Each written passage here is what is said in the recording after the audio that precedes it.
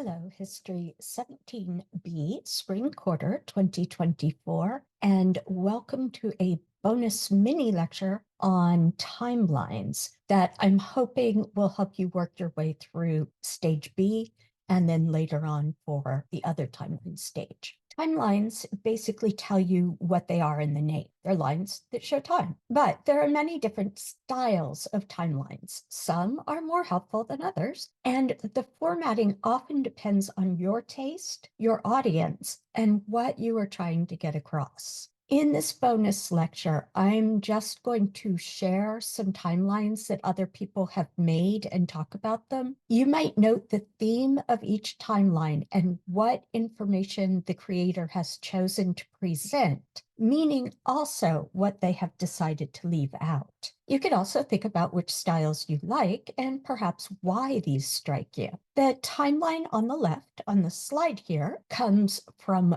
Ford, the automotive company, and the one on the right from Audi. These both have dates, but there is no clear scale of time, no regular intervals marked. So for instance, in the Ford timeline, it is difficult to tell at a glance that 1913 and 1914 are only a year apart, whereas 1954 to 1964 represents a period of 10 years. They sort of look the same on the timeline as it's done. These timelines are for types of lighting. The one on the left is attractive. On the other hand, it's not particularly informative, not having any dates. We could tell the sequence, but nothing else. The rather standard vertical timeline on the right is extremely informative, albeit not nearly so much fun. These timelines present European armor. The one on the upper left gives a general overview from 1100 to 1610, 1100 marked at one end and 1610 at the other. The artist has sacrificed an evenly divided timeline in order to include and highlight the images. So the intervals, the first one is 150 years, then we drop down to 80 years, to 70 years, to 50 years, then back up to 75 years and up to 85 years. So again, we tell the sequence, we have a little bit more information maybe than from the Ford one, but it suffers from the same problem that we can't tell how long it took for these changes to occur over time relative to one another. The timeline on the right is just for the development of European breastplates from 1100 to 1700.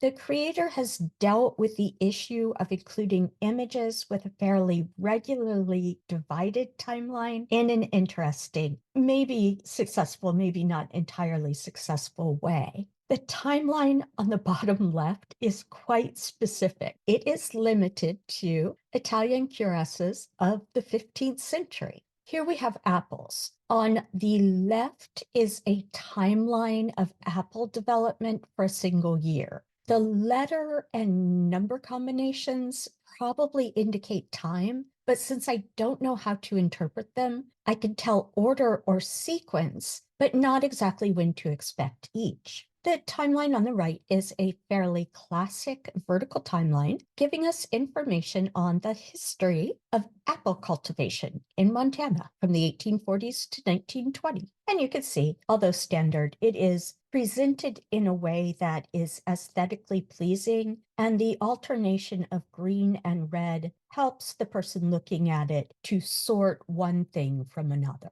Here we have very focused timelines relating to developments in forensic science. The bottom one is DNA typing of forensic samples. I got my master's degree for this sort of work in the 1990s when countertop PCR was new, and Spouse worked on the Human Genome Project. You can see when that sort of started and when it sort of ended. It's not as clear as they make it look here. And actually, they don't make it particularly clear. They put a year, but they really kind of have the Human Genome Project in this squishy area here. The top timeline shows the history of one particular forensic laboratory.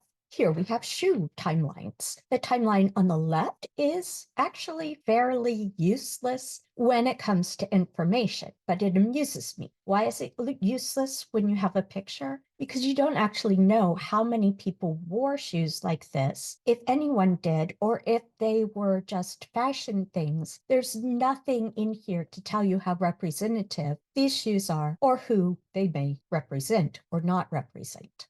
The one on the right is actually an example of a really good timeline. It tells you exactly what and when, and the relative spacing over time is consistent. It's marked off in 20-year intervals, and then everything is entered relative to those signpost intervals. Lots of information here if it is information that you are looking for. This is a shoe made in 1973 in Italy. Now it lives in LACMA Museum in LA. It is here because it makes me smile. Nostalgia.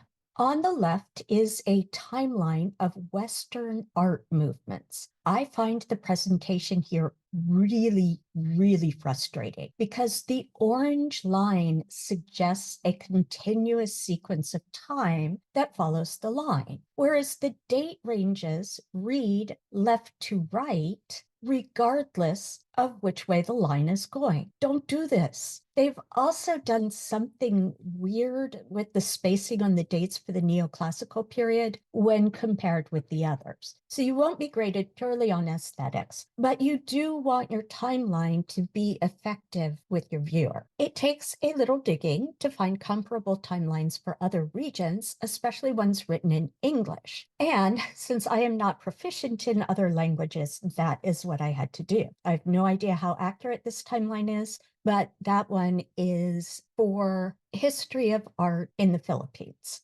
This art history timeline tries to be comprehensive in every way. There are multiple geographic regions, along with both abrupt and gradual change over time. I put the website on the slide because if you go to it, you can zoom in and play with the timeline, and it really is loads of fun. You can also buy a paper copy to put on your wall if you are short of decorations. I've given you this timeline because I found that many Americans only associate the word modern with the 20th century, like mid-century modern. But for Europe, the early modern period basically goes from the Renaissance to the Enlightenment. Is it frustrating that people overuse the word modern? Yes, it is. This is political history focused on political parties in the United States from the end of the Civil War through the end of the 19th century, right to the beginning of the 20th century. So basically the second half of the 1800s. And you can see details in this that I am probably not going to go into in the course.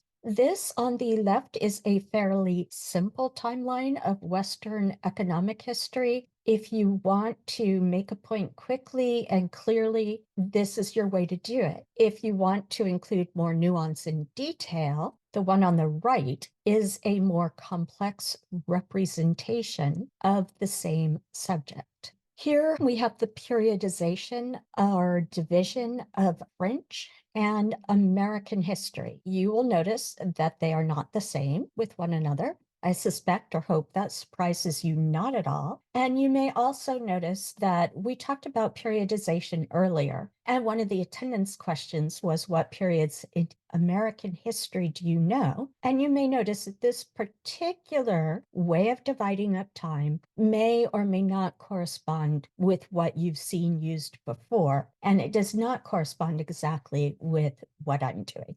This one is education history. I think that they did a cut and paste or they didn't proofread it, as it has a number of rather annoying and sloppy glitches. So for example, 1871, UPenn was the second American college to award a doctorate followed by Harvard, comma. Should either be a period or nothing there at all, but a comma, and I'm waiting for the rest of it there. In 1876, an African American was the first minority to earn a doctorate. 1877, the first woman received a, we assume it's doctorate, but it doesn't say so. And in terms of information content, who were they and what schools? So proofread your work, or better yet, get a friend with a fresh pair of eyes who has not been staring at the same information to proofread it for you. Presentation matters to a good timeline.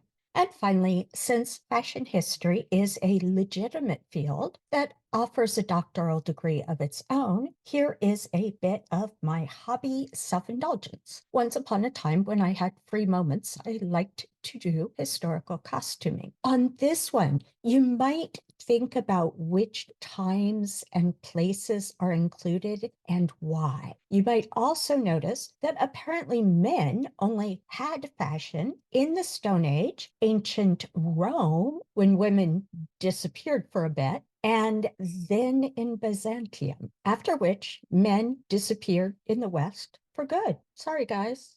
Our background has been a toned down version of a fabric swatch from the year I was born.